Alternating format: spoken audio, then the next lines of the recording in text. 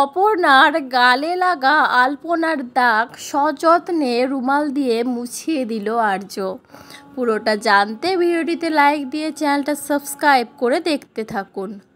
চিরদিনই তুমি যে আমার সিরিয়ালের আগামী পর্বে আমরা দেখতে পাবো অপর্ণা আর তার বাবা মা তিনজনেই হাজির হয় আর্যদের গ্রামের বাড়ি মানে মানিকপুরে।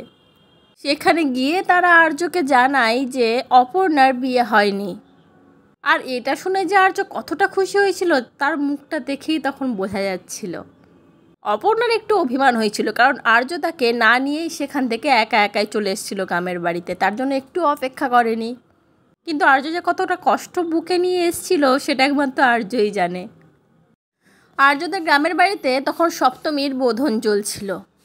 আর্যর মা অপর্ণার বাবা মা অপর্ণাকে খুব সম্মান আর আদরের সাথে তাদেরকে ভিতরে নিয়ে যায়।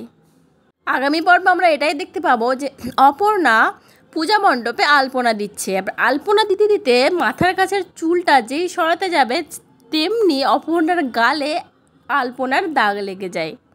আর আর্য নিজের রুমাল দিয়ে সযত্নে অপর্ণার গাল থেকে সেই আলপনাটা মুছে দেয়।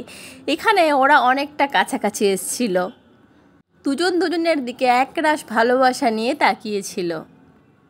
আর্য অপর্ণার দিকে তাকিয়ে তাকিয়ে মনে মনে বলতে থাকে, হে ঠাকুর, আমি অপর্ণার মুখের শুধু ওই হাসিটুকুই দেখতে চাই। সবসময় যেন ওই হাসিটা ওর মুখে থাকে ঠাকুর, আমি যেন ওর এই বিশ্বাসের মর্যাদাটুকু রাখতে পারি। শুধু এইটুকুই চাওয়া তোমার কাছে আমার। এই বলে ঠাকুরের সামনে জোড়হাত করে দাঁড়ায়। তারপরে আর্য অপর্ণা দুজনে একসাথে পুজো দেয় পাশাপাশি দাঁড়িয়ে। তো কেমন লাগলো আজকের পর্বটা অবশ্যই কমেন্ট করে জানাবে।